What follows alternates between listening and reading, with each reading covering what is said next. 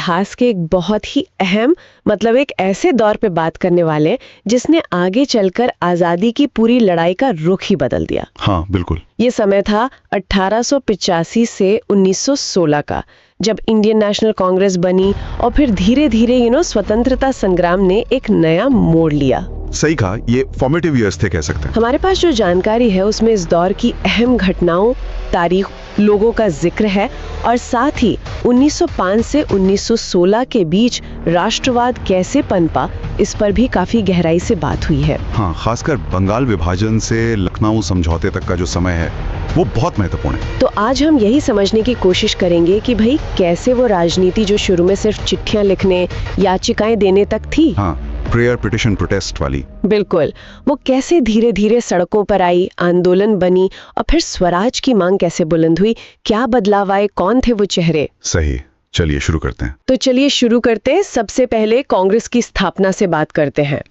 1885 में बनी कांग्रेस, WC बैनर्जी पहले अध्यक्ष और AO ह्यूम का नाम भी जुड़ता है इसके गठन से। हाँ, उन्हें जनक माना जाता है और ये भी याद रखना चाहिए कि उस समय वाइसराय लॉर्ड डफरिन थे। हाँ, ये दिलचस्प है। बिल्कुल। और ये कांग्रेस का मतलब शुरुआती दौर था जिसे नरमपंथी या उदारवादी दौर कहते हैं। करीब 1905 तक चला ये। इनकी रणनीति क्या थी? वो 3P आपने कहा? हाँ, 3P, प्रेयर यानी प्रार्थना, पेटिशन यानी याचिका और प्रोटेस्ट यानी विरोध। इनका मानना था कि भाई अगर ब्रिटिश सरकार को तरीके से, कायदे से अपनी बात समझाएं तो सुधार हो सकते हैं। वो ब्रिटिश जस्टिस में यकीन रखते थे। और इस दौर के बड़े नेता कौन थे? मतलब किन के नाम आते हैं जहन में? देखिए, बड़े नाम थे दादा भाई नौरोजी, सुरेंद्रनाथ बैनर्जी, फिरोज शाह मेहता। ये सब काफी पढ़े लिखे लोग थे। Dadabhai Naoroji, grand old man of India, उनकी किताब भी बहुत जिक्र में आती है, poverty and un British rule in India. हाँ, और वो किताब मतलब सिर्फ किताब नहीं थी, उसने अंग्रेजी राज का एक अलग ही चेहरा दिखाया। उसी में उन्होंने वो ड्रेन ऑफ वेल्थ यानी धन की निकासी का सिद्धांत दिया। हाँ, ये बहुत बड़ा पॉइंट था। बिल्कुल, ये सिर्फ एक आर्थिक तर्क नहीं था, इसने पहली बार अंग्रेजी राज की नैतिकता पर, उनकी न्यायप्रियता पर सीधा सवाल खड़ा कर दिया कि भाई भारत का पैसा, भारत के संसाधन, वो इंग्लैंड जा रहे हैं और यही हमारी गरीबी की असली वजह है। अच्छा, तो इसने लोगों को सोचने पे मजबूर किया कि ये गरीबी सिर्फ किस्मत नहीं है। हाँ बिल्कुल, कि ये एक नीति का नतीजा हो सकती है। और शायद यहीं से मतलब जब सालों तक याचिकाएं देने से कुछ खास नहीं बदला तो लोगों में, खासकर नौजवानों में, एक बेचैनी शुरू हुई। उन्हें लगने लगा कि सिर्फ अर्जियों से काम नहीं चलेगा। इसी हताशा ने, आप कह सकते हैं, आगे चलकर राष्ट्रवाद के ज्यादा जोशीले रूप के लिए जमीन तैयार की। और यहीं से आते हैं गरमपंथी, जिन्हें हमारी जानकारी असर्टिव नेशनलिस्ट्स भी कह रही है। बिल्कुल, नरमपंथियों के तरीकों से अलग ये लोग अब सीधी कार्रवाई और ज्यादा मुखर होकर अधिकारों की मांग कर रहे थे। और इनमें सबसे बड़ा नाम शायद बाल गंगाधर तिलक का था। हाँ, तिलक, स्वराज मेरा जन्म सिद्ध अधिकार है और मैं इसे लेकर रहूंगा, क्या नारा था। उन्हें लोकमान्य भी कहते थे। सही कहा। और वो अकेले नहीं थे, लाला लाजपत राय, बिपिन चंद्र पाल, इनके साथ मिलकर वो तिकड़ी बनी लाल बाल पाल। हाँ, लाल बाल पाल। ये गरमपंथी नेता अब सिर्फ सुधार नहीं बल्कि स्वराज जाते थे, अपना राज। सही। और ये ध्यान रखना जरूरी है कि गोपाल कृष्ण गोखले, जिन्हें गांधी जी भी अपना गुरु मानते थे, वो नरमपंथी खेमे में ही थे, वो गरमपंथी नहीं थे। लेकिन ये तेवर क्यों बदला? मतलब अचानक से ये गरमपंथी सोच क्यों हावी होने लगी? सिर्फ नरमपंथियों की नाकामी वजह थी? नहीं, सिर्फ वो नहीं। जैसा हमारी जानकारी में भी है, 1905 आते आते कई चीजें एक साथ हो रही थी। एक तो हाँ, नरमपंथी तरीकों से निराशा थी। दूसरा, अंग्रेजी शिक्षा फैली, प्रेस का असर बढ़ा, तो लोगों में राजनीतिक समझ बढ़ी, जागरूकता आई। और तीसरा, और शायद सबसे अहम, अंग्रेजों की फूट डालो और राज करो की नीति अब खुलकर सामने आने लगी थी। और इसका सबसे बड़ा, सबसे ज्वलंत उदाहरण था बंगाल का विभाजन। बंगाल विभाजन, हाँ, 1905, लॉर्ड कर्जन, ये बहुत बड़ी घटना मानी जाती है। बिल्कुल। और कर्जन का तर्क क्या था कि बंगाल बहुत बड़ा सूबा है, भाई करीब 8 करोड़ की आबादी, प्रशासन चलाना मुश्किल है। लेकिन असली खेल तो कुछ और था। क्या था असली खेल? बंगाल उस समय राष्ट्रवादी सोच का, राजनीतिक चेतना का गढ़ था। हिंदू मुस्लिम एकता भी वहां काफी मजबूत थी। अंग्रेजों को यही बात खटक पर बांटने की कोशिश की।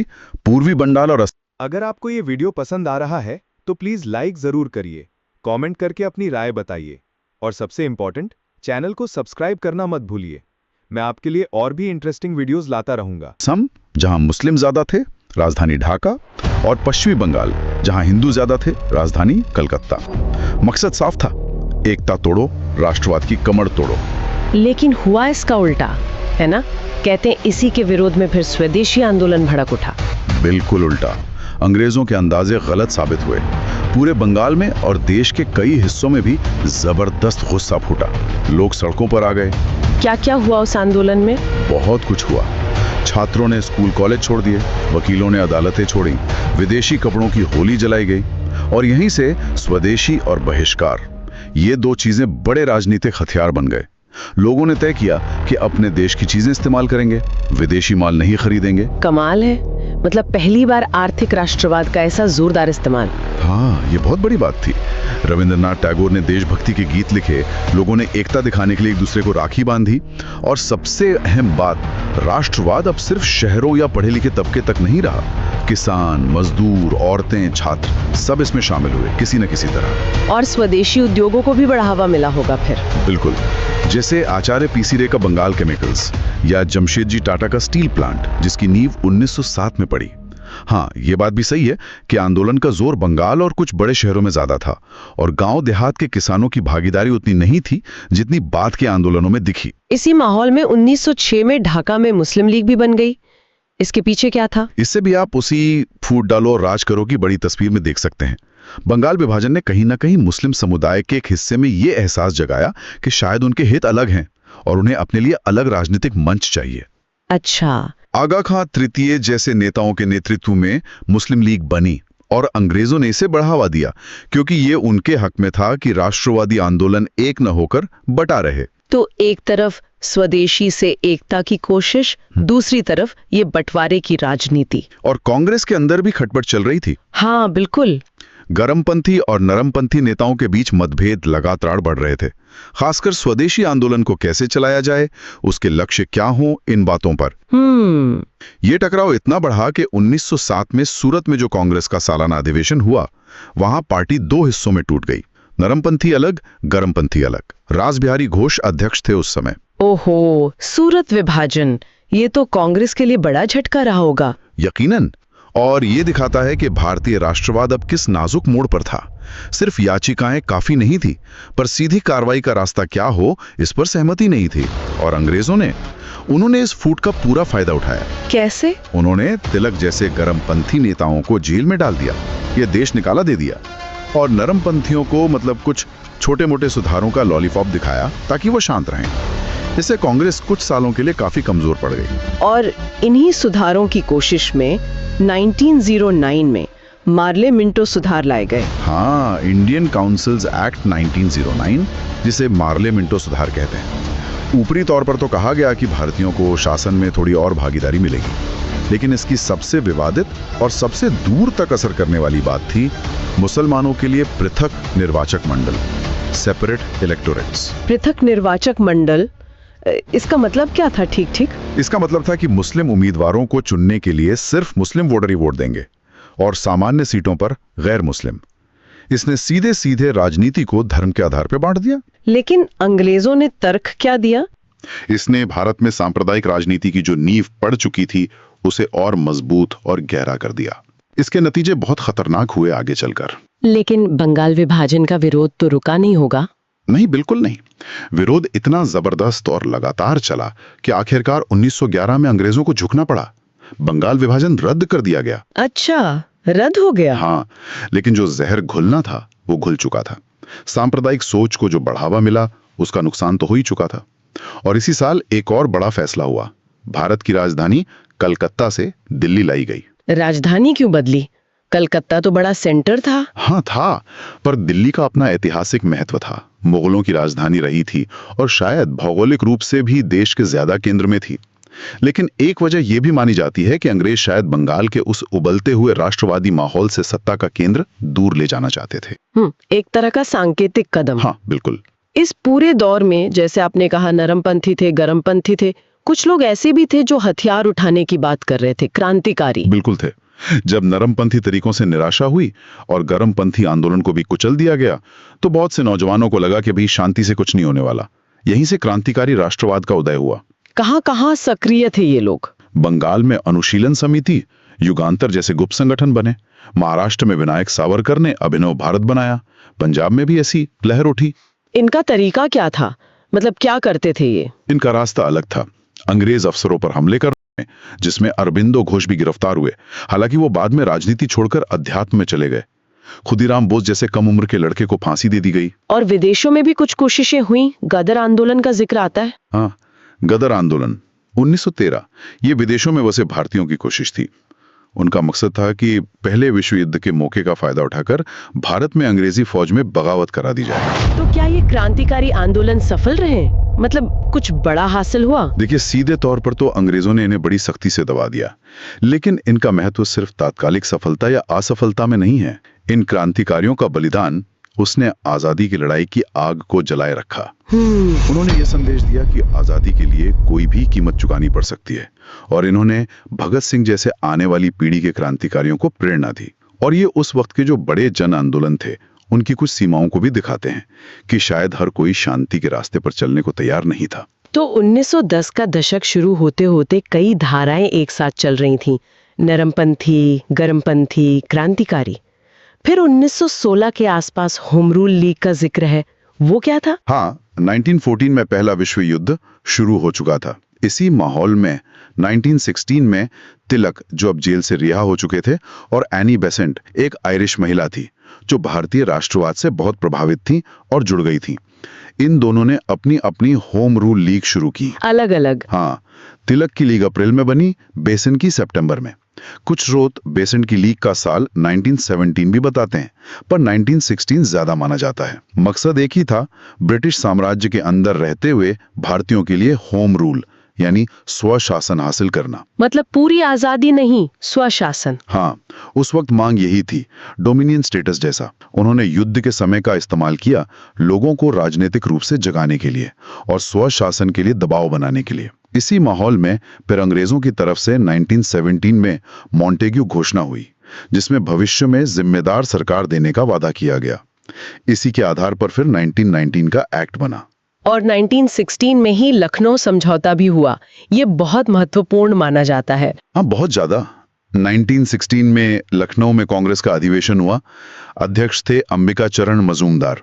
इस अधिवेशन की दो बड़ी बातें थी। क्या थी वो? पहली की जो नरमपंथी और गरमपंथी 1907 में सूरत में अलग हो गए थे ना, वो फिर से एक हो गए।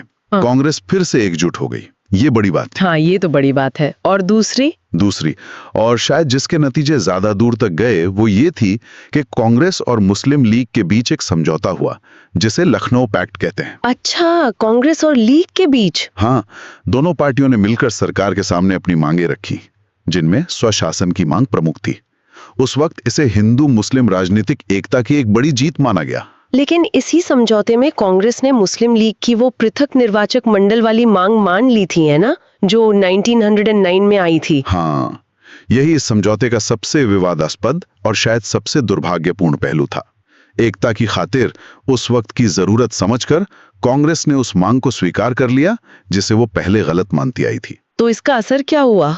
तात्कालिक तौर पे तो लगा कि हाँ चलो एकता हो गई, मिलके लड़ेंगे, लेकिन इसने भविष्य के लिए एक बहुत खतरनाक रास्ता खोल दिया। इसने उस विचार को और पक्का कर दिया कि भाई भारत में अलग अलग धर्मों के राजनीतिक हित भी अलग अलग हैं, और अंग्रेजों ने आगे चलकर इसी चीज का, इसी बंटवारे का खूब फायदा उठाया। तो मतलब 1916 तक आते आते तस्वीर काफी बदल चुकी थी।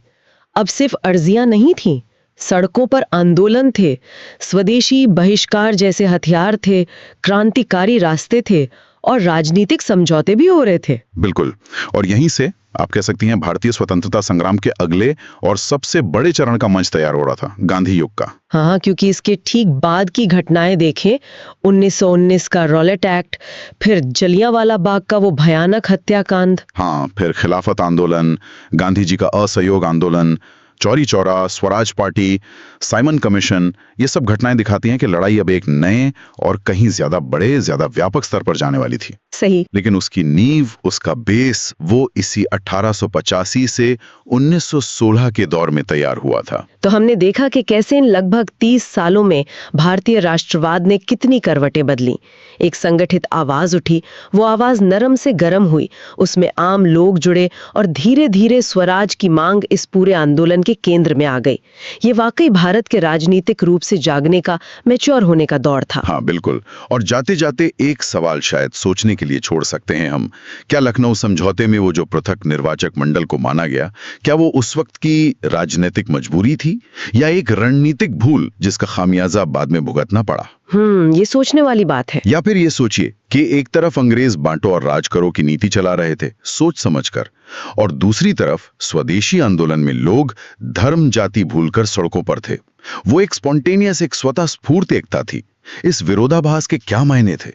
यकीनन इस दौर पर जितना सोचें उतना। आज हम भारत के स्वतंत्रता संग्राम के एक बहुत ही महत्वपूर्ण दौर पर बात करने वाले हैं। वो 15 साल 1920 से लेकर 1935 तक। काफी उथल-पुथल वाला समय था ये, है ना? जी हाँ, बिल्कुल। इस दौर में बड़े बदलाव हुए और आजादी की लड़ाई ने एक नई शक्ल ली। हमारे पास जो जानकारी है उससे हम समझने की कोशिश करेंगे कि क्या-क्या हुआ। हाँ, क्योंकि इसी दौर में हमने देखा कि कैसे आंदोलन सड़कों पर उतरे, कैसे राजनीतिक बातचीत हुई और कैसे वो चले। इन्हीं स्रोतों की मदद से इस सफर को थोड़ा करीब से देखते हैं। हमारा मकसद यही है कि असहयोग आंदोलन से शुरू करके गवर्नमेंट ऑफ इंडिया एक्ट 1935 तक की जो मुख्य घटनाएं हैं उन्हें जोड़कर देखें और समझें कि उनका असर क्या रहा। बिल्कुल। तो शुरुआत करते हैं असहयोग आंदोलन से। हमारे स्रोत बताते हैं कि ये 1920 में शुरू हुआ, पर एकदम से इतना बड़ा आंदोलन कैसे खड़ा हो गया? क्या वजह थी इसके पीछे? देखिए, माहौल तो पहले से ही बन रहा था। एक तो वो रौलट एक्ट था जिसने लोगों में बहुत गुस्सा भर दिया था। हाँ, वो काला कानून। जी। फिर जलियांवाला बाग का वो भयानक हत्याकांड हुआ और साथ में तुर्की के खलीफा वाला वो खिलाफत का मुद्दा भी जुड़ गया। अच्छा। तो इन सब ने मिलकर एक ऐसा माहौल तैयार कर दिया था कि बस एक चिंगारी की देर थी। गांधी जी ने इसी समय असहयोग का नारा दिया। और ये असहयोग था किस तरह का? मतलब क्या करना था इसमें? तरीका बहुत सीधा था पर असरदार। सरकारी स्कूल कॉलेज छोड़ दो, अदालतें छोड़ दो, अंग्रेजों की दी हुई उपाधियां लौटा दो, विदेशी सामान का बहिष्कार करो।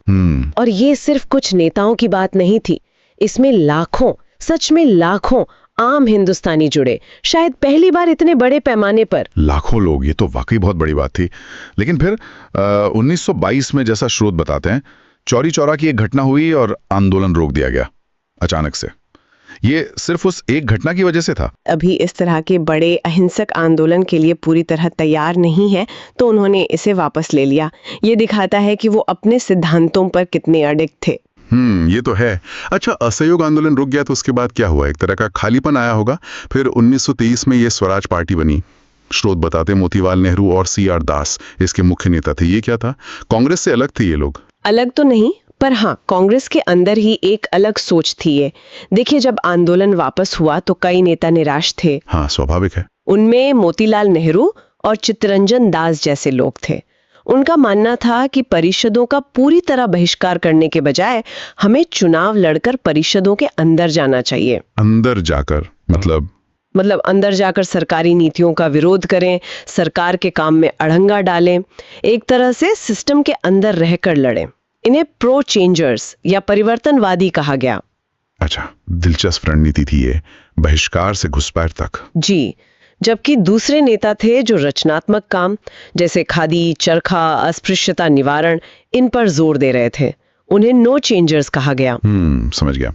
तो स्वराज पार्टी इसी अंदर जाकर लड़ने वाली सोच का नतीजा थी। बिल्कुल। ठीक है।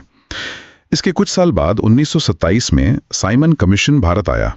इसका काम तो था संवैधानिक सुधारों पर सुझाव देना, लेकिन इसका विरोध क्यों हुआ इतना जबरदस्त? जी, विरोध का मुख्य कारण, जैसा आपने कहा, बहुत साफ था।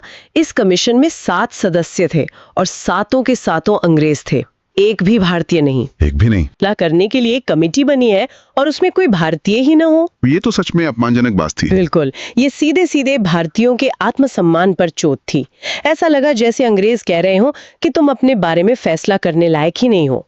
इसीलिए जहां भी सर जॉन साइमन और उनका कमीशन गया, वहां साइमन गो बैक के नारे लगे, काले झंडे दिखाए गए और जबरदस्त विरोध प्रदर्शन हुए। अच्छा, तो इसी अपमान के जवाब में शायद भारतीयों ने खुद अपना संविधान बनाने की कोशिश की। वो नेहरू रिपोर्ट 1928 की। जी हाँ, बिल्कुल। ये एक तरह का चैलेंज था ब्रिटिश सरकार को कि देखिए, हम भी अपना संविधान बना सकते हैं। इसकी अध्यक्षता मोतीलाल नेहरू ने की थी। और इस रिपोर्ट में क्या था? क्या मांग की गई थी? स्रोत बताते हैं डोमिनियन स्टेटस। ये क्या चीज थी उस वक्त? नेहरू रिपोर्ट ने भारत के लिए डोमिनियन स्टेटस की सिफारिश की। मतलब भारत ब्रिटिश साम्राज्य के अंदर ही रहेगा, लेकिन उसे आंतरिक स्वशासन का अधिकार मिलेगा, जैसे उस समय कनाडा या ऑस्ट्रेलिया को मिला हुआ था। अच्छा, पूरी आजादी नहीं? नहीं, पूरी आजादी नहीं। ये ब्रिटिश कॉमनवेल्थ के तहत स्वशासन था। इसमें मौलिक अधिकार, एक संसदीय प्रणाली, केंद्र और प्रांतों के बीच शक्तियों का बंटवारा, इन सब का खाका था। उस समय के हिसाब से तो ये भी बड़ा कदम रहा होगा। हाँ, ये भारतीयों द्वारा तैयार किया गया अपने भविष्य का पहला विस्तृत संवैधानिक प्रस्ताव था। लेकिन जैसा आपने कहा, ये पूर्ण स्वतंत्रता नहीं थी, और कांग्रेस के अंदर ही खासकर जो युवा वर्ग था, जैसे जवाहरलाल नेहरू। हाँ, जवाहरलाल नेहरू, सुभाष चंद्र बोस, ये लोग अब इससे संतुष्ट नहीं थे। वो कह रहे थे कि हमें अब पूरी आजादी चाहिए, डोमिनियन स्टेटस। मामला और पेचीदा हो गया। स्रोत बताते हैं कि नेहरू रिपोर्ट के जवाब में मोहम्मद अली जिन्ना ने अपने वो 14 सूत्र पेश किए। ये क्या दर्शाता है? ये दिखाता है कि अब लड़ाई सिर्फ अंग्रेजों और भारतीयों के बीच नहीं थी। अब भारतीयों के आपस में भी भविष्य को लेकर, खासकर अल्पसंख्यकों के अधिकारों और उनके प्रतिनिधित्व को लेकर गहरे मतभेद सामने आने लगे थे। अच्छा, मतलब मुस्लिम लीग को लगा कि नेहरू रिपोर्ट में मुसलमानों के हितों के, उनके राजनीतिक प्रतिनिधित्व की पर्याप्त गारंटी नहीं है। तो जिन्ना के जो 14 सूत्र थे, उनमें मुसलमानों के लिए अलग निर्वाचक मंडल जारी रखने, प्रांतों को ज्यादा अधिकार देने और केंद्रीय विधायिका में 1/3 सीटें आरक्षित करने जैसी मांगे प्रमुख थीं। तो ये वो मोड़ था जहां से मतलब सांप्रदायिक राजनीति और तेज हो गई। जी बिल्कुल, यहां से ये दरार और गहरी होती दिखने लगी, जिसकी गूंज हमें बाद में विभाजन तक सुनाई देती है। तो डोमिनियन स्टेटस पे तो सहमति बनी नहीं, और कांग्रेस के अंदर भी अब पूर्ण स्वतंत्रता की आवाज बुलंद हो रही थी। और फिर आता है वो ऐतिहासिक मोड़, 1929 का लाहौर अधिवेशन। स्रोत कहते हैं कि ये पूर्ण स्वराज के प्रस्ताव के लिए जाना जाता है। यहाँ क्या हुआ था ऐसा खास? लाहौर अधिवेशन, जिसकी अध्यक्षता जवाहरलाल नेहरू ने की, वो सच में एक टर्निंग पॉइंट था। यहीं पर कांग्रेस ने अपना लक्ष्य आधिकारिक तौर पर डोमिनियन स्टेटस से बदलकर पूर्ण स्वराज यानी पूरी कंप्लीट आजादी घोषित कर दिया। पूरी आजादी, ये तो बहुत बड़ा फैसला था। जी हाँ, बहुत बड़ा और साहसिक कदम। और इसी अधिवेशन में यह भी तय हुआ कि आने वाली 26 जनवरी 1930 को पूरे देश में पहला स्वतंत्रता दिवस मनाया जाएगा। 26 जनवरी 1930? हाँ, और लोग पूर्ण स्वराज हासिल करने की शपथ लेंगे। इसीलिए तो आज भी 26 जनवरी हमारे लिए इतनी महत्वपूर्ण है, गणतंत्र दिवस के रूप में। ये उसी लाहौर संकल्प की याद दिलाती है। समझ गया। तो लक्ष्य तय हो गया, पूर्ण स्वराज। लेकिन अब इसे हासिल कैसे करना था? घोषणा तो हो गई, अगला कदम क्या था? अगला बड़ा कदम था 1930 में शुरू हुआ सविनय अवज्ञा आंदोलन। सविनय अवज्ञा, और इसकी शुरुआत हुई दांडी मार्च से, है ना? स्रोत यही बताते हैं। जी हाँ। गांधी जी ने नमक को ही क्यों चुना? मतलब इतनी सारी चीजें थी, नमक ही क्यों? ये गांधी जी की कमाल की रणनीति थी। देखिए, नमक एक ऐसी चीज है जो हर किसी को चाहिए। अमीर, गरीब, हिंदू, मुसलमान, हर घर में इस्तेमाल होता है। हाँ, ये तो है। और इस पर ब्रिटिश सरकार ने अपना एकाधिकार जमा रखा था, टैक्स लगा रखा था। ये रोजमर्रा की जिंदगी से जुड़ा एक अन्याय था, जिसे हर कोई महसूस कर सकता था, समझ सकता था। तो गांधी जी ने इसे ही प्रतीक बनाया। वो साबरमती आश्रम से चले अपने 78 भरोसेमंद साथियों के साथ। 78 लोग? हाँ, शुरुआत में 78, और करीब 240 मील पैदल चलकर वो समुद्र के किनारे बसे दांडी गांव पहुंचे। 240 मील पैदल? और वहां पहुंचकर उन्होंने समुद्र के पानी से खुद नमक बनाया और इस तरह ब्रिटिश कानून को तोड़ा। ये सिर्फ नमक बनाना नहीं था, ये एक प्रतीक था। बिल्कुल, ये ब्रिटिश राज की आज्ञा न मानने का, उनके अन्यायपूर्ण कानून को चुनौती देने का एक बहुत शक्तिशाली प्रतीक बन गया। और इसका असर क्या हुआ? असर जबरदस्त हुआ। जैसे पूरे देश में एक चिंगारी लग गई। जगह जगह लोगों ने खुद नमक बनाना शुरू कर दिया। नमक डिपो पर छापे मारे गए, विदेशी कपड़ों की होली जलाई गई, शराब की दुकानों पर धरने दिए गए, लोगों ने टैक्स देने से मना कर दिया। बाप रे, मतलब ये असहयोग से भी बड़ा हो गया है। हाँ, ये कई ज्यादा व्यापक और चुनौतीपूर्ण था सरकार के लिए। तो फिर ब्रिटिश सरकार ने क्या किया? चुप तो नहीं बैठी होगी। चुप कैसे बैठती? उन्होंने बहुत सख्ती दिखाई, क्रूर दमन का सहारा लिया। गांधी जी समेत लाखों लोगों को, हजारों सत्याग्रहियों को गिरफ्तार कर लिया गया। लाखों? जी हाँ, आंकड़े बताते हैं कि गिरफ्तारियों की संख्या लाखों में पहुंच गई थी। शांति से प्रदर्शन करने वालों पर लाठियां बरसाई गईं, कई जगह गोलीबारी भी। वो दौर था जब आम भारतीयों ने गजब का साहस दिखाया। एक तरफ तो ये जमीन पर संघर्ष चल रहा था और दूसरी तरफ लंदन में बातचीत की कोशिशें भी हो रही थी। वो गोलमेज सम्मेलन। जी हाँ, ब्रिटिश सरकार संवैधानिक सुधारों पर चर्चा के लिए भारतीयों को लंदन बुला रही थी। पहला गोलमेज सम्मेलन 1930 में हुआ। लेकिन उसमें कांग्रेस के सब बड़े नेता तो उस वक्त सविनय अवज्ञा आंदोलन की वजह से जेल में थे और कांग्रेस के बिना भारत के भविष्य पर कोई भी बातचीत अधूरी ही थी। तो पहला सम्मेलन एक तरह से नाकाम रहा। ठीक है, तो फिर गांधी जी कब गए? स्रोत बताते हैं 1931 में दूसरे सम्मेलन में। हाँ, दूसरे सम्मेलन में गांधी जी शामिल हुए, लेकिन उससे ठीक पहले मार्च 1931 में वाइसराय लॉर्ड इरविन और गांधी जी के बीच एक समझौता हुआ था। अच्छा, वो गांधी इरविन पैक्ट? जी, गांधी इरविन पैक्ट। इसके तहत सरकार ने कुछ राजनीतिक कैदियों को छोड़ने का वादा किया और बदले में कांग्रेस ने आंदोलन कुछ समय के लिए रोक दिया और दूसरे गोलमेज सम्मेलन में जाने पर राजी हो गई। तो गांधी जी कांग्रेस के प्रतिनिधि बनकर लंदन गए? हाँ, अकेले प्रतिनिधि बनकर। लेकिन क्या वहां बात बनी? स्रोत तो कहते हैं कि वो निराश लौटे। बिल्कुल, बात नहीं बनी। दूसरा सम्मेलन भी फेल हो गया। सबसे बड़ा पेंच फंसा अल्पसंख्यक समुदायों के प्रतिनिधित्व के सवाल पर। वही ये अलग निर्वाचन मंडल वाला मुद्दा। हाँ, वही। खासकर मुसलमानों और दलितों के प्रतिनिधित्व पर कोई आम सहमति नहीं बन पाई। ब्रिटिश सरकार भी कोई ठोस अधिकार देने के मूड में नहीं थी। गांधी जी भारत की एकता और पूर्ण स्वतंत्रता पर अड़े रहे, लेकिन मामला सांप्रदायिक सवालों में ही उलझ गया। तो वो खाली हाथ लौटे, निराश होकर, और भारत आते ही उन्होंने फिर से सविनय अवज्ञा आंदोलन शुरू करने की घोषणा कर दी। दोबारा?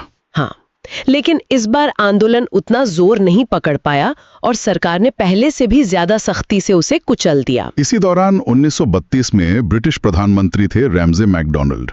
उन्होंने सांप्रदायिक पंचाट या कम्युनल अवार्ड की घोषणा की। इसने क्या किया? इसने मामले को और बिगाड़ दिया। इस अवार्ड ने जो अलग निर्वाचक मंडल की व्यवस्था थी मुसलमानों, सिखों वगैरह के लिए, उसे न सिर्फ जारी रखा बल्कि इसका दायरा बढ़ाकर दलित वर्गों तक कर दिया। दलितों के लिए भी अलग? मतलब ये कि दलित वोटर सिर्फ दलित उम्मीदवार को ही वोट दे सकते थे। गांधी जी ने इसे हिंदू समाज को बांटने की एक चाल समझा? हाँ, ये तो विभाजनकारी लगता है। जी। गांधी जी ने इसका जबरदस्त विरोध किया और यहीं पर वो प्रसिद्ध पूना पैक्ट हुआ 1932 में। हाँ, पूना पैक्ट। ये गांधी जी और डॉक्टर B.R. अम्बेडकर के बीच हुआ था, है ना? बिल्कुल। गांधी जी ने दलितों के लिए अलग निर्वाचन मंडल के विरोध में पूना की यरवदा जेल में आमरण अनशन शुरू कर दिया। आमरण अनशन? जी। दूसरी तरफ डॉक्टर अम्बेडकर थे जो दलितों के राजनीतिक हक के लिए लड़ रहे थे और उन्हें लगता था कि अलग निर्वाचन मंडल जरूरी है। तो टकराव की स्थिति बन गई? हाँ, बहुत गंभीर स्थिति। आखिरकार बातचीत हुई और पूना पैक्ट साइन हुआ। इसमें दलितों के लिए अलग निर्वाचन मंडल की बात तो वापस ले ली गई, लेकिन बदले में प्रांतीय विधान मंडलों में उनके लिए आरक्षित सीटों की संख्या लगभग दोगुनी कर दी गई। चुनाव संयुक्त होंगे पर सीटें आरक्षित रहेंगी। अच्छा, तो ये एक तरह का समझौता था? हाँ, ये उस समय की जटिल सामाजिक और राजनीतिक हकीकत को दिखाता है। दलित अधिकारों की लड़ाई और पहचान की राजनीति का ये एक अहम मोड़ था। समझ गया। तो इतने सारे आंदोलन, बातचीत, समझौते, इस सब के बाद हम पहुंचते हैं 1935 के गवर्नमेंट ऑफ इंडिया एक्ट पर। स्रोत कहते हैं कि इसकी सबसे बड़ी बात थी प्रांतीय स्वायत्तता। इसका क्या मतलब था असल में? इसका मतलब था कि प्रांतों को अब काफी हद तक अपने मामलों में आजादी मिल गई।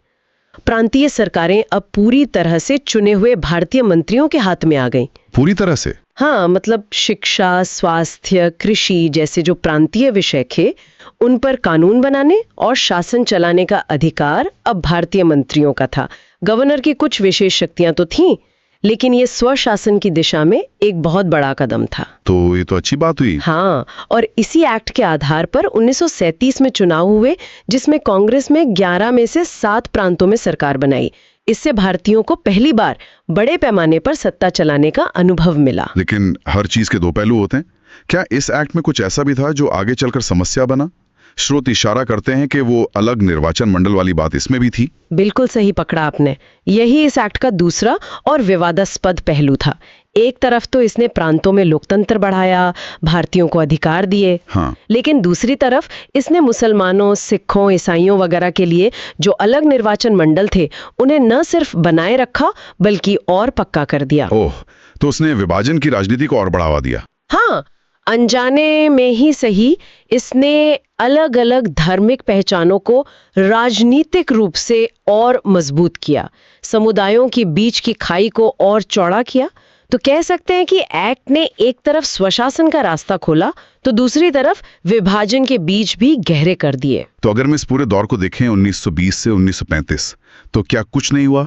असहयोग आंदोलन की वो लहर, फिर उसका थमना, स्वराज पार्टी का वो प्रयोग, साइमन कमीशन का वो राष्ट्रव्यापी विरोध। हाँ, फिर नेहरू रिपोर्ट के जरिए अपनी बात कहना, लाहौर में पूर्ण स्वराज का वो ऐलान, नमक सत्याग्रह जैसा अनोखा आंदोलन, और वो गोलमेज सम्मेलनों की कोशिशें, पूना पैक्ट का वो समझौता, और आखिर में 1935 का एक्ट जिसने प्रांतीय सत्ता दी।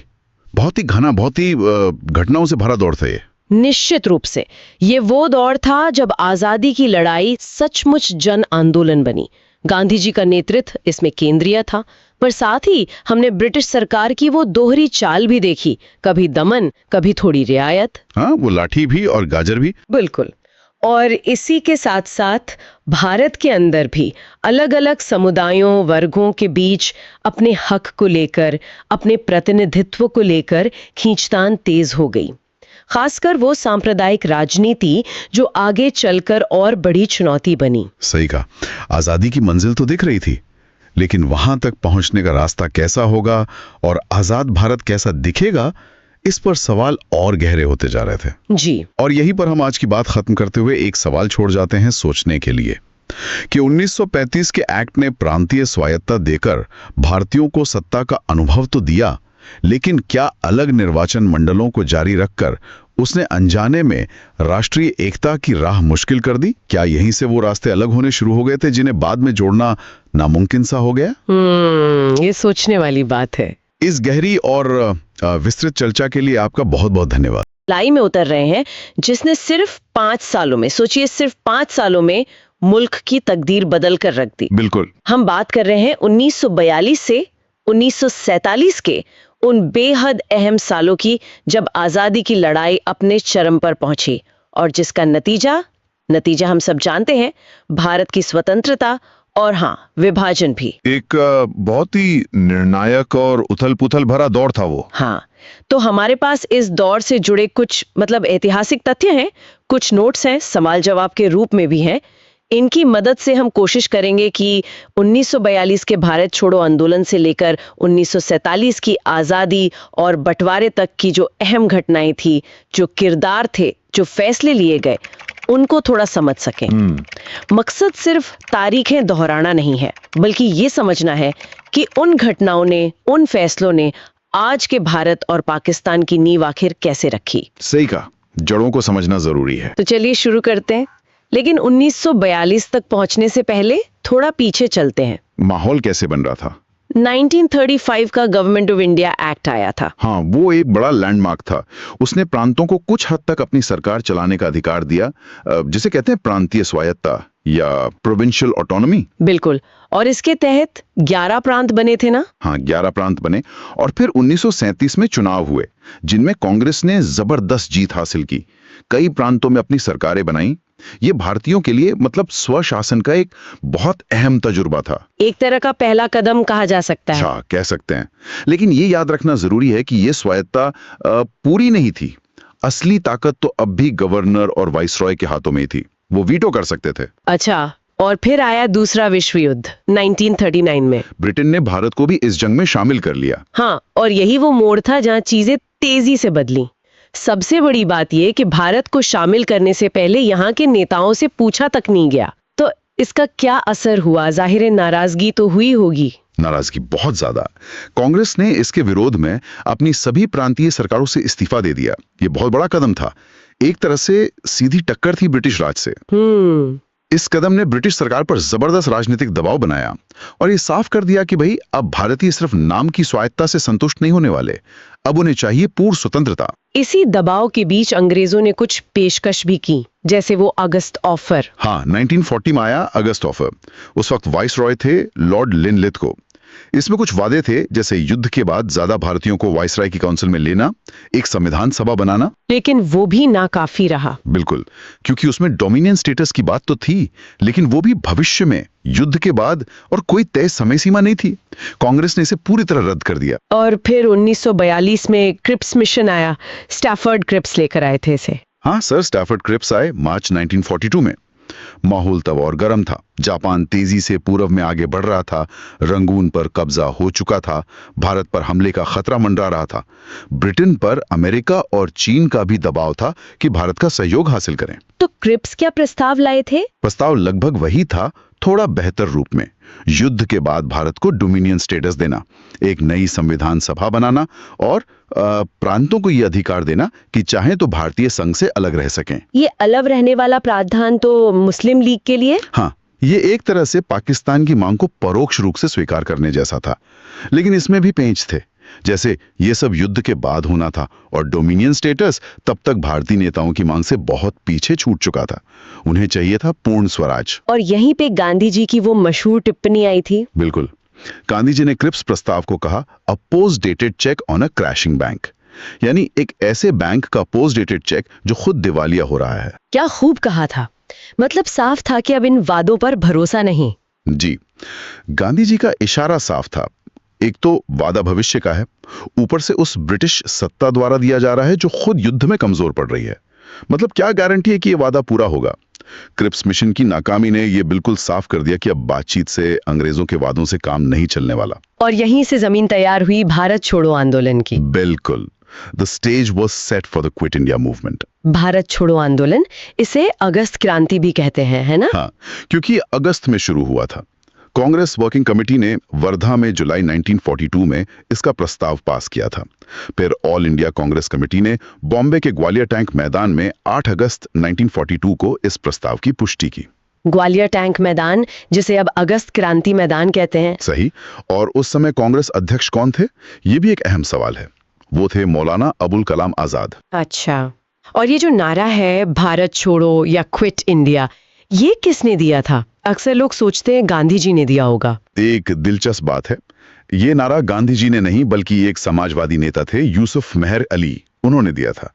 गांधी जी को यह पसंद आया और उन्होंने इसे अपनाया। यूसुफ मेहर अली, उन्होंने साइमन गो बैक का नारा भी दिया था शायद। हाँ, माना जाता है कि वो नारा भी उन्होंने ही दिया था। तो भारत छोड़ो का नारा यूसुफ मेहर अली का था। गांधी जी का अपना नारा जो उन्होंने 8 अगस्त की रात को दिया, वो था करो या मरो, डू और डाई। करो या मरो, ये तो मतलब बिल्कुल आर पार की लड़ाई का ऐलान था। गांधी जी के पिछले आंदोलनों से काफी अलग था। अब या तो हम देश को आजाद कराएंगे या इस कोशिश में अपनी जान दे देंगे। अब कोई बीच का रास्ता नहीं। ये गांधी जी के पिछले सत्याग्रहों से ज्यादा तीव्र, ज्यादा निर्णायक लड़ाई का संकेत था। इसके पीछे वजह क्या थी इतना बड़ा कदम उठाने की? कई वजहें थीं। एक तो क्रिप्स मिशन की नाकामी ने दिखा दिया था कि अंग्रेज आसानी से सत्ता नहीं छोड़ने वाले। दूसरा, युद्ध की वजह से महंगाई आसमान छू रही थी, जरूरी चीजों की भारी कमी थी, जनता त्रस्त थी। तीसरा, पूर्व में जापान का खतरा बढ़ रहा था। लोगों को डर था कि अगर जापान आया तो अंग्रेज भारत की रक्षा नहीं कर पाएंगे।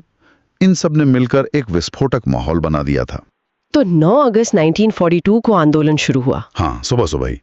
लेकिन अंग्रेज सरकार पूरी तरह तैयार थी। उनकी प्रतिक्रिया क्या रही? बहुत तेज और बहुत सख्त। आंदोलन शुरू होने के चंद घंटों के भीतर ही 9 अगस्त की सुबह ही गांधी जी, नेहरू, पटेल, मौलाना आजाद समेत कांग्रेस के तमाम बड़े नेताओं को गिरफ्तार कर लिया गया। उन्हें अज्ञात जगहों पर भेज दिया गया। गांधी जी को पुणे के आगा खान पैलेस पर रखा गया था। और उस समय वाइसरॉय कौन थे? Lord Linlithgow. उन्होंने आंदोलन को कुचलने के लिए पूरी ताकत लगा दी। कांग्रेस को गैर कानूनी संगठन घोषित कर दिया गया। प्रेस पर सेंसरशिप लगा दी गई। तो जब सारे बड़े नेता जेल में थे, तब आंदोलन का क्या हुआ? क्या वो वहीं थम गया? नहीं, और यही इस आंदोलन की सबसे बड़ी खासियत थी। नेताओं की गिरफ्तारी के बाद यह आंदोलन लीडरलेस हो गया, लेकिन खत्म नहीं हुआ। बल्कि ये एक तरह से स्वतःस्फूर्त मतलब स्पॉन्टेनियस हो गया।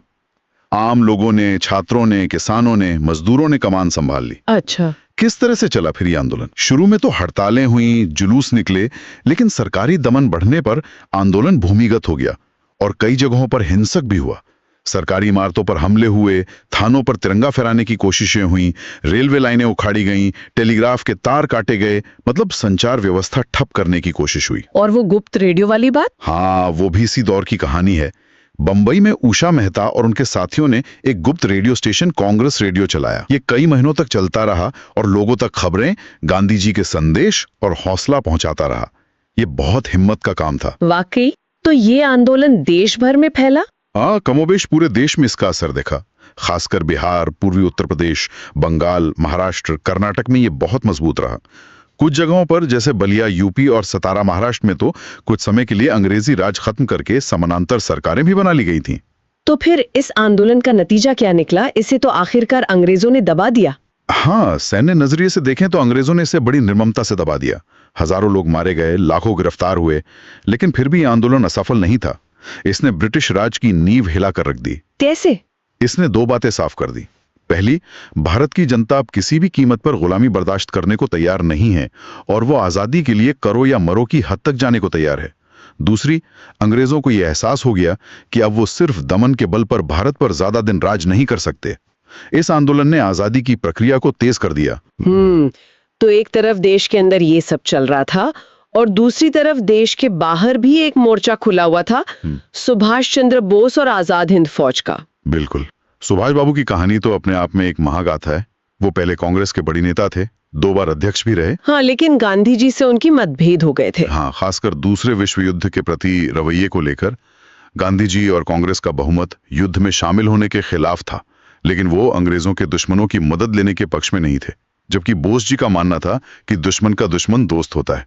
उनका मानना था कि दूसरा विश्व युद्ध अंग्रेजों के खिलाफ एक सुनहरा मौका है और हमें जर्मनी और जापान की मदद से भारत को आजाद कराना चाहिए। इसी मतभेद के चलते उन्होंने कांग्रेस छोड़ी और फॉरवर्ड ब्लॉक बनाया। हाँ, 1939 में उन्होंने फॉरवर्ड ब्लॉक की स्थापना की। फिर अंग्रेजों ने उन्हें नजरबंद कर दिया, लेकिन जनवरी 1941 में वो भेष बदलकर कलकत्ता से निकले। हाँ, वो किस्सा तो बहुत मशहूर है। पेशावर, काबुल होते हुए वो जर्मनी पहुंचे। वहां उन्होंने हिटलर से भी मुलाकात की। उनका मकसद था जर्मनी में भारतीय युद्ध बंदियों की एक सेना बनाना। और फिर वहां से वो जापान कैसे पहुंचे? जर्मनी से उन्हें लगा कि शायद जापान ज्यादा मददगार साबित हो सकता है, क्योंकि वो एशिया में लड़ रहा था। तो वो एक जर्मन पनडुब्बी, यू बोट और फिर एक जापानी पनडुब्बी से सफर करके 1943 में सिंगापुर पहुंचे। ये अपने आप में एक हैरत अंगेज यात्रा थी। और सिंगापुर में पहले से ही आजाद हिंद फौज मौजूद थी। हाँ, उसका गठन पहले हो चुका था। जापान में रह रहे पुराने क्रांतिकारी नेता रासबिहारी बोस ने इसकी पहल की थी। इसमें मुख्य रूप से वो भारतीय सैनिक शामिल थे जिन्हें जापान ने मलाया और सिंगापुर में ब्रिटिश सेना से युद्धबंदी बनाया था। कैप्टन मोहन सिंह ने इसके गठन में अहम भूमिका निभाई और आजाद हिंद फौज, इंडियन नेशनल आर्मी नाम भी शायद उन्हीं का दिया हुआ है। तो सुभाष चंद्र बोस ने आकर इसकी कमान संभाली। हाँ जी, जुलाई 1943 में रासबिहारी बोस ने आईएनए की कमान सुभाष चंद्र बोस को सौंप दी। सुभाष बाबू ने आईएनए को पुनर्गठित किया, उसमें नया जोश भरा, उन्हें नेताजी की उपाधि मिली और उन्होंने नारा दिया, दिल्ली चलो। दिल्ली चलो, और वो दूसरा मशहूर नारा, तुम मुझे खून दो मैं तुम्हें आजादी दूंगा। हाँ, ये नारा उन्होंने मलाया में सैनिकों को संबोधित करते हुए दिया था। इसने भारतीय सैनिकों और आम लोगों में देशभक्ति की एक जबरदस्त लहर पैदा कर दी। उनका एक और नारा था, जय हिंद, जो आजाद भारत का राष्ट्रीय अभिवादन बन गया। गांधी जी ने भी तो उन्हें देशभक्तों का देशभक्त कहा था। हाँ, मतभेदों के बावजूद गांधी जी सुभाष बाबू की देशभक्ति और त्याग का बहुत सम्मान करते थे। ये बोस जी की शख्सियत का ही कमाल था। नेताजी ने सिंगापुर में अपनी सरकार भी तो बना ली थी। बिल्कुल।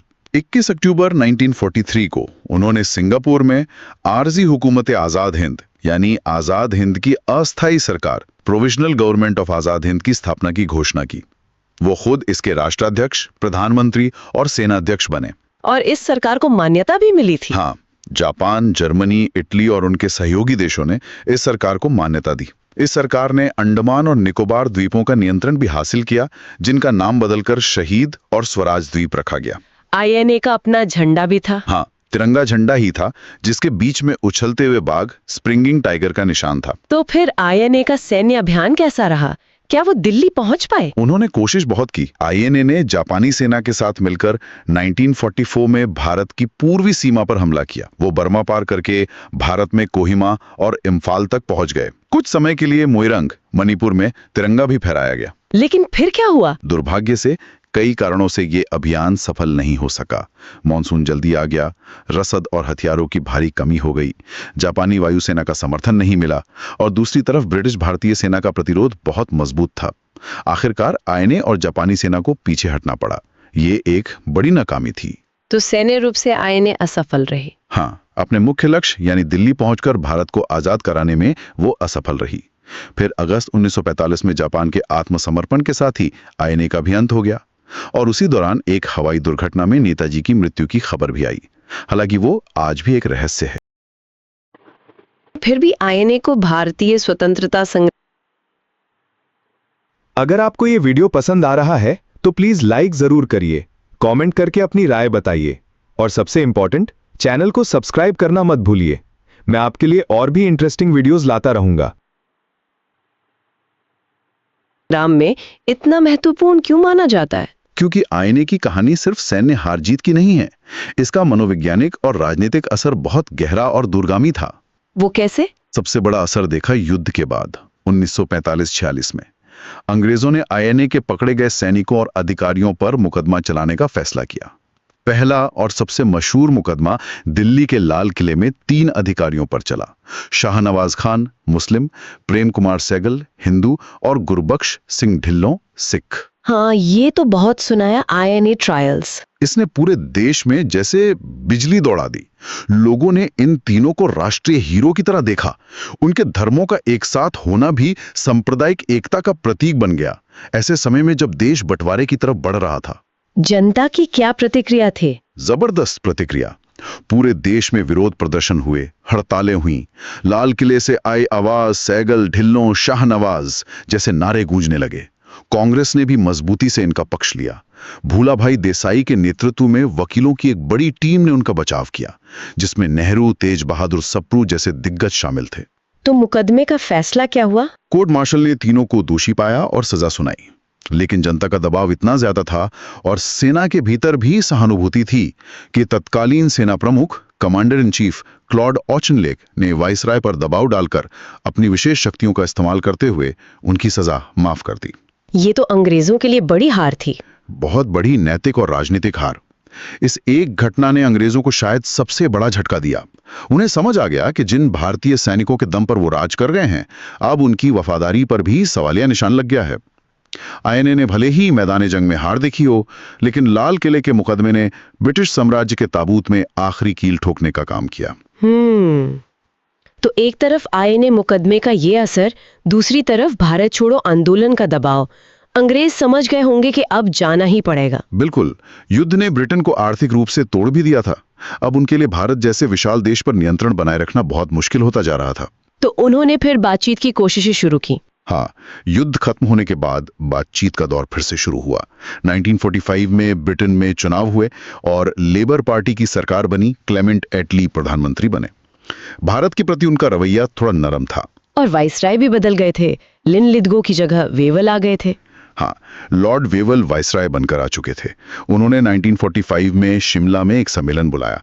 कोशिश थी कि वाइसराय की एग्जीक्यूटिव काउंसिल का पुनर्गठन किया जाए, जिसमें ज्यादातर भारतीय सदस्य हों और एक तरह की अंतरिम सरकार बनाई जाए जो संविधान बनने तक काम करे।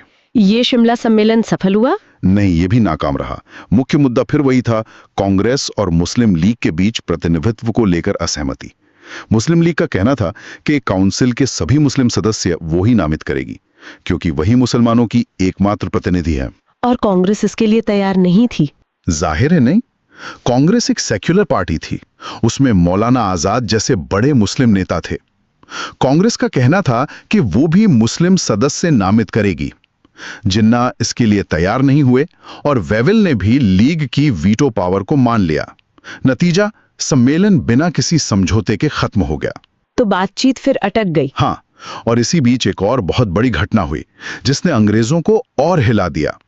वो था फरवरी 1946 का रॉयल इंडियन नेवी यानी RIN का विद्रोह। नौसेना विद्रोह। ये कहाँ से शुरू हुआ था? ये बंबई में शुरू हुआ। HMIS तलवार नाम के जहाज के नौसैनिकों ने खराब खाने और अंग्रेज अधिकारियों के नस्लीय भेदभाव और बुरे बर्ताव के खिलाफ हड़ताल कर दी। अच्छा, सिर्फ खाने और भेदभाव का मुद्दा था? शुरुआत यहीं से हुई, लेकिन जल्द ही इसमें राजनीतिक मांगे भी जुड़ गईं, जैसे INA कैदियों और अन्य राजनीतिक बंदियों की रिहाई। और ये विद्रोह सिर्फ तलवार तक सीमित नहीं रहा। देखते ही देखते बंबई बंदरगाह के लगभग सभी जहाजों और नौसैनिक अड्डों के करीब 20,000 नौसैनिक इसमें शामिल हो गए। 20,000? ये तो बहुत बड़ी संख्या है। हाँ, और ये सिर्फ बंबई तक नहीं रहा। कराची, कलकत्ता, मद्रास, विशाखापट्टनम तक इसकी लपटें पहुंच गईं। नौसैनिकों ने जहाजों से यूनियन जैक उतारकर कांग्रेस, लीग और कम्युनिस्ट पार्टी के झंडे एक साथ फहरा दिए। ये सांप्रदायिक एकता का भी एक नजारा था। बंबई में तो आम जनता भी, खासकर मजदूर वर्ग, इनके समर्थन में सड़कों पर उतर आई और पुलिस फायरिंग में सैकड़ों लोग मारे गए। इस विद्रोह का क्या महत्व था? फौज में विद्रोह तो अंग्रेजों के लिए सबसे बड़ा खतरा होता है। निश्चित रूप से। जैसा मैंने पहले कहा, INA मुकदमे ने सेना की वफादारी पर सवाल खड़े किए थे। अब नौसैनिक विद्रोह ने यह साफ कर दिया कि अंग्रेज अपनी सेना पर भी पूरी तरह भरोसा नहीं कर सकते। जिन कंधों के सहारे वो राज कर रहे थे, वही कंधे अब जवाब दे रहे थे। ये अंग्रेजों के लिए शायद आखिरी चेतावनी थी। खत्म कैसे हुआ? आखिरकार सरदार पटेल और मोहम्मद अली जिन्ना के समझाने पर नौसैनिकों ने आत्मसमर्पण कर दिया। उन्हें आश्वासन दिया गया था कि उनके साथ कोई बदले की कार्रवाई नहीं होगी। हालांकि बाद में ऐसा हुआ नहीं, लेकिन इस विद्रोह ने अपना काम कर दिया था। इन सब घटनाओं के दबाव में ही शायद ब्रिटेन ने कैबिनेट मिशन भेजा। बिल्कुल सही। नौसेना विद्रोह के कुछ ही दिनों बाद प्रधानमंत्री एटली ने घोषणा की कि वो भारत की संवैधानिक समस्या के हल के लिए अपने 3 कैबिनेट मंत्रियों का एक उच्च स्तरीय मिशन भारत भेज रहे हैं। यही था कैबिनेट मिशन? हाँ, मार्च 1946 में यह मिशन दिल्ली पहुंचा। इसमें 3 सदस्य थे।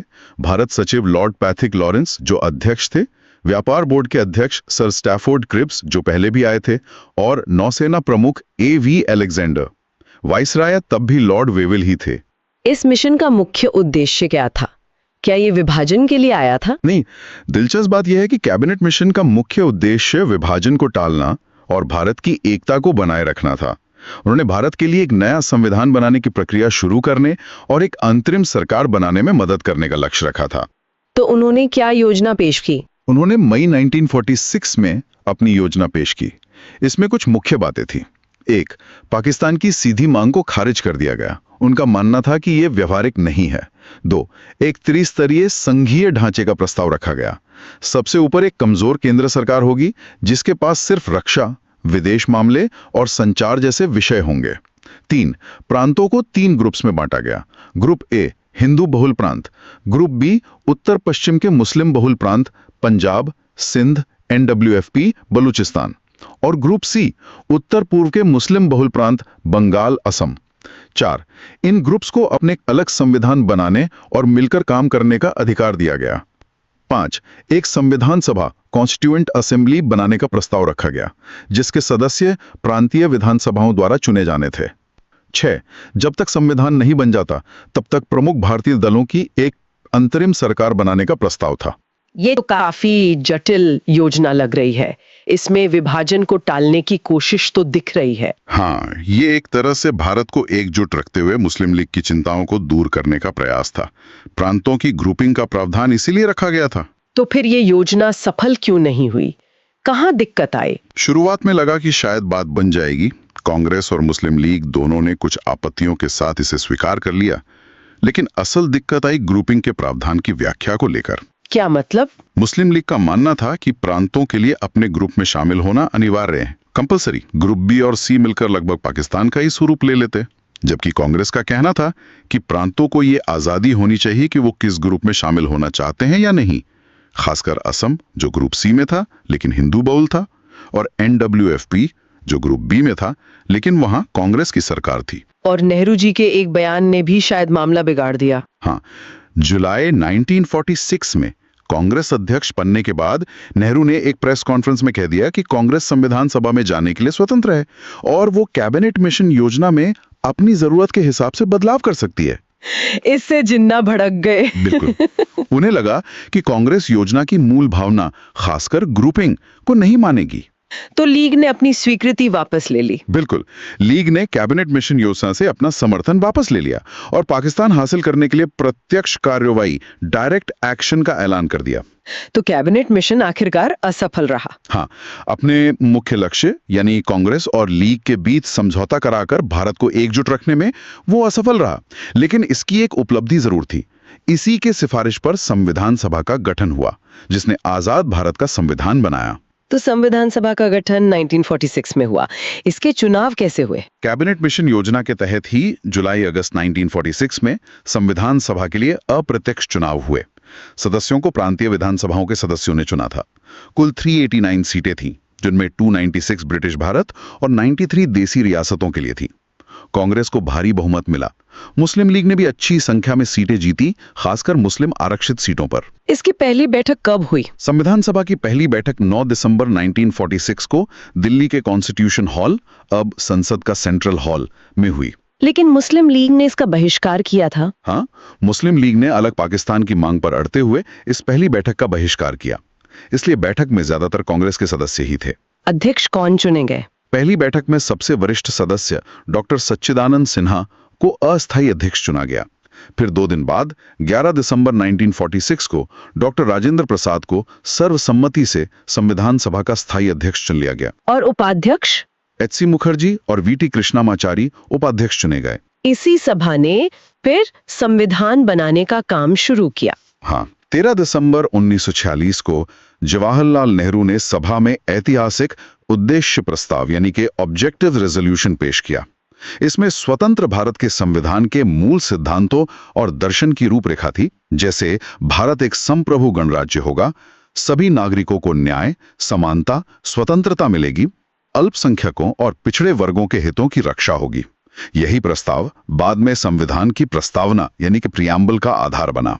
और संविधान का मसौदा तैयार करने के लिए प्रारूप समिति यानी ड्राफ्टिंग कमेटी बनी। बिल्कुल, संविधान सभा ने कई समितियां बनाई अलग अलग विषयों पर काम करने के लिए। उनमें सबसे महत्वपूर्ण थी प्रारूप समिति, जिसका गठन 29 अगस्त 1947 को हुआ। वेत्ता डॉक्टर भीमराव रामजी अंबेडकर। डॉक्टर अंबेडकर का योगदान तो अतुलनीय माना जाता है।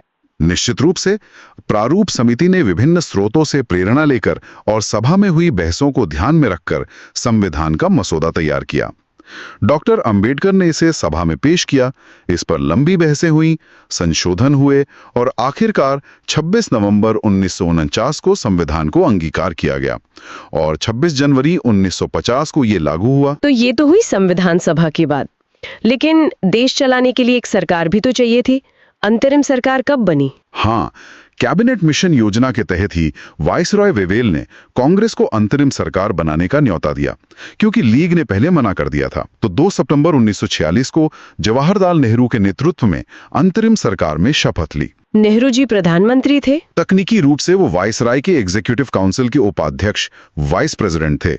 अध्यक्ष वाइसराय ही थे, लेकिन प्रभावी रूप से सरकार के मुखिया वही थे, इसलिए उन्हें अंतरिम सरकार का प्रधानमंत्री भी कहा जाता है। इस सरकार में और कौन-कौन प्रमुख लोग थे? सरदार वल्लभ भाई पटेल गृह, सूचना एवं प्रसारण मंत्री बने।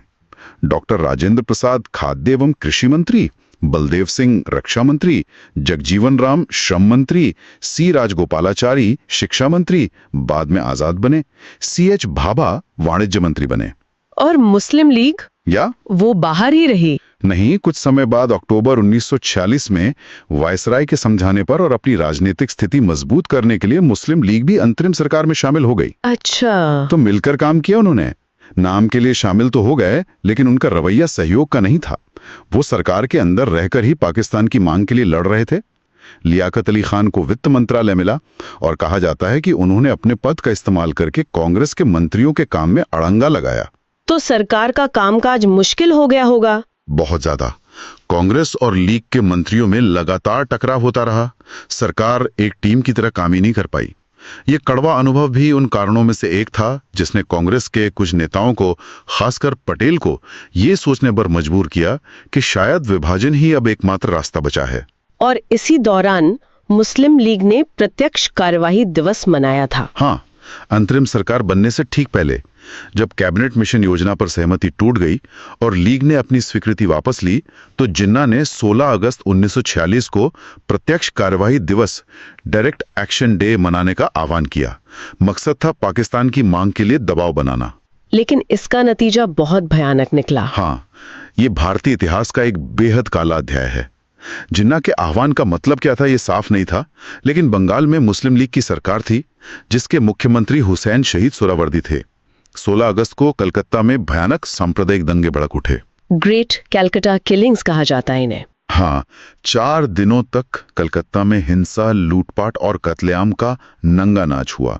हजारों लोग, हिंदू और मुसलमान दोनों, मारे गए। हजारों घायल हुए, बेघर हुए। प्रशासन काफी हद तक नाकाम रहा हिंसा रोकने में। ये हिंसा सिर्फ कलकत्ता तक सीमित रही? नहीं, कलकत्ता की आग फिर दूसरी जगहों पर भी फैली। बंगाल के नोआखली में हिंदुओं के खिलाफ भयानक हिंसा हुई। फिर इसकी प्रतिक्रिया में बिहार में मुसलमानों के खिलाफ हिंसा हुई। गांधी जी ने इस हिंसा को रोकने के लिए नोआखली और बिहार की यात्रा की। वो अकेले ही दंगाग्रस्त इलाकों में घूमे, शांति की अपील की। ये उनका सबसे साहसिक काम माना जाता है। इन दंगों ने क्या विभाजन को अनिवार्य बना दिया? देखिए, इतिहास में अनिवार्यता कहना मुश्किल होता है, लेकिन हाँ, इन दंगों ने माहौल को इतना ज्यादा जहरीला बना दिया, अविश्वास की खाई इतनी गहरी कर दी कि साथ रहना लगभग नामुमकिन लगने लगा। इसने विभाजन की प्रक्रिया को बहुत तेज कर दिया। अंग्रेजों को भी लगा कि अब स्थिति नियंत्रण से बाहर हो रही है और जल्दी से जल्दी सत्ता सौंपकर निकलना ही बेहतर है। और फिर आखिरकार आए लॉर्ड माउंटबेटन, भारत के आखिरी वाइसरॉय। बिल्कुल। फरवरी 1947 में प्रधानमंत्री एटली ने एक ऐतिहासिक घोषणा की। उन्होंने कहा कि ब्रिटेन जून 1948 तक हर हाल में भारत को सत्ता सौंप देगा, चाहे भारतीय नेता किसी समझौते पर पहुंचे या ना पहुंचे। और इस काम को अंजाम देने के लिए उन्होंने लॉर्ड लुईस माउंटबेटन को भारत का नया वाइसरॉय नियुक्त किया। माउंटबेटन कब आए? माउंटबेटन मार्च 1947 में भारत आए। वो एक शाही परिवार से थे, युद्ध नायक थे और एक करिश्माई व्यक्तित्व के मालिक थे। उन्हें बहुत तेजी से सत्ता हस्तांतरण का काम सौंपा गया था। उन्होंने आते ही क्या किया? उन्होंने आते ही भारतीय नेताओं नेहरू, पटेल, गांधी, जिन्ना, लियाकत अली सबसे ताबड़तोड़ मुलाकातें शुरू की। वो बहुत जल्दी इस नतीजे पर पहुंच गए कि भारत को एकजुट रख पाना अब संभव नहीं है। जिन्ना पाकिस्तान की मांग पर अड़े हुए थे और कांग्रेस भी अब भारी मन से ही सही विभाजन की सच्चाई को स्वीकार करने लगी थी, ताकि और खून खराबा न हो और कम से कम बाकी भारत एकजुट रह सके। तो माउंटबेटन ने ही विभाजन की योजना पेश की। हाँ, सिर्फ 2 महीने के अंदर उन्होंने एक योजना तैयार कर ली, जिसे माउंटबेटन योजना या 3 जून योजना कहा जाता है, क्योंकि इसे 3 जून 1947 को सार्वजनिक। इसमें साफ तौर पर भारत के विभाजन को स्वीकार कर लिया गया था। मुख्य बातें थीं, 1, भारत का बंटवारा होगा और 2 स्वतंत्र डोमिनियन बनेंगे, भारत और पाकिस्तान। 2, पंजाब और बंगाल प्रांतों का भी बंटवारा होगा, क्योंकि इनमें हिंदू और मुस्लिम आबादी मिलीजुली थी। इसके लिए इन प्रांतों की विधानसभाओं के हिंदू और मुस्लिम बहुल जिलों के प्रतिनिधि अलग अलग वोटिंग करेंगे।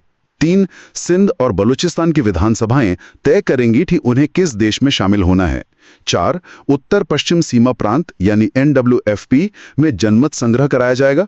5, असम के सिलहट जिले में भी जनमत संग्रह होगा। 6, देसी रियासतों को आजादी होगी कि वो भारत या पाकिस्तान में शामिल हों या स्वतंत्र रहें। हालांकि स्वतंत्रता का विकल्प बाद में हटा दिया गया। 7, सत्ता हस्तांतरण 15 अगस्त 1947 को कर दिया जाएगा, यानी एटली की जून 1948 की डेडलाइन से भी पहले। इस योजना पर नेताओं की क्या प्रतिक्रिया थी? इसे कांग्रेस और मुस्लिम लीग दोनों ने स्वीकार कर लिया। गांधी जी विभाजन के सख्त खिलाफ थे। उन्होंने इसे रोकने की बहुत कोशिश की, लेकिन आखिरकार उन्हें भी पार्टी के फैसले को मानना पड़ा। यह किसी के लिए आसान फैसला नहीं था, लेकिन शायद उस वक्त यही एकमात्र व्यवहारिक रास्ता दिख रहा था। और सत्ता हस्तांतरण की तारीख 15 अगस्त क्यों चुनी गई? कहा जाता है कि माउंटबेटन ने यह तारीख खुद चुनी थी। 15 अगस्त 1945 को दूसरे विश्व युद्ध में जापान ने मित्र राष्ट्रों के सामने आत्मसमर्पण किया था और माउंटबेटन उस समय दक्षिण पूर्व एशिया कमांड के सुप्रीम कमांडर थे। उनके लिए यह तारीख भाग्यशाली थी। तो 3 जून योजना के आधार पर ही ब्रिटिश संसद ने कानून पास किया। हाँ, बहुत तेजी से। माउंटबेटन योजना की घोषणा के तुरंत बाद ब्रिटिश संसद ने भारतीय स्वतंत्रता अधिनियम 1947 पारित कर दिया। इसे जुलाई 1947 में शाही मंजूरी मिल गई। इस कानून में क्या मुख्य बातें थीं? इस कानून ने 3 जून योजना को कानूनी जामा पहना दिया। इसने 15 अगस्त 1947 से भारत और पाकिस्तान नाम के दो नए स्वतंत्र डोमिनियन बनाने का प्रावधान किया। ब्रिटिश सरकार का भारत पर नियंत्रण पूरी तरह समाप्त हो गया। वॉयसरॉय को पद खत्म कर दिया गया और दोनों डोमिनियन के लिए अलग अलग गवर्नर जनरल का प्रावधान किया गया। संविधान सभाओं को अपने अपने देशों के लिए संविधान बनाने और ब्रिटिश संसद के किसी भी कानून को रद्द करने का पूरा अधिकार दिया गया। देसी रियासतों पर से भी ब्रिटिश सर्वोच्चता पैरामाउंसी समाप्त कर दी गई। ये सब वाकई बहुत तेजी से हुआ। शायद इसीलिए नेहरू जी ने माउंटबैटन की तारीफ की थी। हाँ, शायद इसीलिए नेहरू ने उन्हें the greatest Englishman ever born कहा था, संभवतः उस गति और निर्णायकता के संदर्भ में जिससे उन्होंने सत्ता हस्तांतरण को अंजाम दिया। लेकिन जैसा मैंने कहा, इस तेजी की एक बहुत बड़ी मानवीय कीमत भी चुकानी पड़ी, खासकर विभाजन की प्रक्रिया में। विभाजन का मतलब था सीमा रेखा खींचना, पंजाब और बंगाल का बंटवारा होना था। ये काम कैसे हुआ? ये काम दो सीमा आयोगों, बाउंड्री कमीशंस को सौंपा गया, एक पंजाब के लिए और एक बंगाल के लिए। दोनों का अध्यक्ष एक ही व्यक्ति को बनाया गया, सर सिरिल रैडक्लिफ, जो एक ब्रिटिश वकील थे। क्या रैडक्लिफ को भारत के बारे में जानकारी थी? बिल्कुल नहीं। उन्हें भारत के भूगोल, समाज या संस्कृति के बारे में कोई खास जानकारी नहीं थी। शायद इसीलिए उन्हें चुना गया था कि वो निष्पक्ष रहेंगे। हर आयोग में उनके अलावा 4 सदस्य थे, 2 कांग्रेस द्वारा नामित और 2 मुस्लिम लीग द्वारा नामित। तो सीमा का निर्धारण कैसे किया गया? रैडक्लिफ को बहुत कम समय दिया गया था, सिर्फ कुछ हफ्ते। उन्होंने धार्मिक आधार पर आबादी के आंकड़ों और कुछ हद तक अन्य कारकों जैसे संचार लाइनें, सिंचाई व्यवस्था को ध्यान में रखकर सीमाएं तय की। लेकिन दोनों तरफ के नामित सदस्यों में कोई सहमति नहीं बन पाई, इसलिए आखिरी फैसला रैडक्लिफ को ही लेना पड़ा। जो रेखा खींची गई उसे रैडक्लिफ रेखा कहा गया। हाँ, लेकिन सबसे विवादास्पद बात यह थी कि ये रेखाएं तय तो 12 अगस्त 1947 तक हो गई थीं, लेकिन इन्हें सार्वजनिक किया गया 17 अगस्त 1947 को, यानी आजादी के 2 दिन बाद। ऐसा क्यों किया गया? माना जाता है कि माउंटबैटन ने जानबूझकर ऐसा किया ताकि बंटवारे की हिंसा की जिम्मेदारी अंग्रेजों पर ना आए। लेकिन इस देरी ने भ्रम और अफरा तफरी को और बढ़ा दिया। लाखों लोगों को पता ही नहीं था कि 15 अगस्त को वो भारत में है या पाकिस्तान में। जब रेखाएं सामने आई तो लाखों लोग रातों रात अपने ही घरों में विदेशी बन गए और फिर भयानक हिंसा और विस्थापन हुआ। हाँ, विभाजन मानव इतिहास की सबसे बड़ी त्रासदियों में से एक साबित हुआ। पंजाब और बंगाल में भयानक दंगे भड़क उठे, लाखों लोग मारे गए, करोड़ों लोगों को अपना घर-बार छोड़कर सीमा पार करनी पड़ी, महिलाओं के साथ अकल्पनीय अत्याचार हुए। यह आजादी की बहुत भारी कीमत थी। आखिरकार वो दिन आया। पाकिस्तान 14 अगस्त को और भारत 15 अगस्त 1947 को आजाद हो गए। हाँ, 14 अगस्त को कराची में पाकिस्तान का स्वतंत्रता दिवस मनाया गया और 15 अगस्त की मध्य रात्रि को दिल्ली में भारत की आजादी का ऐलान हुआ। नेहरू ने अपना प्रसिद्ध ट्राइस्ट विद डेस्टिनी भाषण दिया। स्वतंत्र भारत के पहले गवर्नर जनरल कौन बने? लॉर्ड माउंटबेटन ही स्वतंत्र भारत के पहले गवर्नर जनरल बने। नेहरू के अनुरोध पर वो जून 1948 तक इस पद पर रहे। उनके बाद चक्रवर्ती गवर्नर जनरल बने। और प्रधानमंत्री तो नेहरू जी ही थे। हाँ, जवाहरलाल नेहरू भारत के पहले प्रधानमंत्री बने। पाकिस्तान में कौन बने? पाकिस्तान के पहले गवर्नर जनरल मोहम्मद अली जिन्ना बने, जिन्हें वहां कायदे आजम कहा जाता है। और पहले प्रधानमंत्री लियाकत अली खान बने। एक और सवाल, स्वतंत्रता के समय ब्रिटेन के प्रधानमंत्री कौन थे? क्लेमेंट एटली, लेबर पार्टी के। और भारत के अंतिम British commander in chief? Sir Claude Auchinleck. इस पूरे दौर में कुछ और व्यक्तित्व और घटनाएं भी थीं जिनका जिक्र जरूरी है, जैसे 1940 का व्यक्तिगत सत्याग्रह। हाँ, वो भारत छोड़ो आंदोलन से पहले हुआ था। जब अगस्त ऑफर विफल हो गया तो गांधी जी ने सीमित पैमाने पर व्यक्तिगत सत्याग्रह शुरू किया। इसका मकसद युद्ध का नैतिक विरोध करना था। पहले सत्याग्रही थे आचार्य विनोबा भावे और दूसरे सत्याग्रही जवाहरलाल नेहरू थे। और भारत का ग्रैंड ओल्ड मैन किसे कहा जाता है? दादा भाई नौरोजी। वो कांग्रेस के संस्थापकों में से थे और उन्होंने ही ब्रिटिश शासन के आर्थिक शोषण को उजागर करने वाली ड्रेन थ्योरी दी थी। और इनकलाब जिंदाबाद का नारा? ये नारा मौलाना हसरत मोहानी ने दिया था, लेकिन इसे लोकप्रिय बनाया शहीद भगत सिंह और उनके साथियों ने। ये क्रांतिकारियों का प्रमुख नारा बन गया था। तो ये थी कहानी 1942 से 1947 तक की। भारत छोड़ो आंदोलन का करो या मरो का जज्बा, नेताजी और आईएनए का संघर्ष, कैबिनेट मिशन जैसी बातचीत की नाकाम कोशिशें, अंतरिम सरकार की अंदरूनी खींचतान, संविधान सभा का निर्माण और आखिर में आजादी की सुबह, लेकिन साथ में बंटवारे का गहरा जख्म। वाकई एक ऐसा दौर जिसने बर्रे सगीर यानी भारतीय उपमहाद्वीप का नक्शा और उसकी तकदीर हमेशा के लिए बदल दी। बहुत तेजी से घटनाएं घटी, बड़े बड़े फैसले लिए गए, जिनके नतीजे अच्छे और बुरे दोनों तरह के हुए और जिनका असर आज भी हम अपनी राजनीति, समाज और रिश्तों पर महसूस करते हैं। इस दौर की पेचीदगियों को, अलग अलग किरदारों के नजरियों को, उनके सामने मौजूद विकल्पों और मजबूरियों को समझना आज भी बहुत जरूरी है। बिल्कुल, इतिहास सिर्फ तारीखें याद करना नहीं है, बल्कि उससे सीखना है। आज की इस पूरी चर्चा के बाद एक सवाल मन में जरूर आता है। हमने देखा कि कैसे बातचीत के लगभग सारे गंभीर प्रयास विफल हुए, सांप्रदायिक तनाव लगातार बढ़ता गया, हिंसा भड़क उठी और अंततः विभाजन को ही शायद एकमात्र व्यवहारिक हल मान लिया गया। क्या उस वक्त के हाल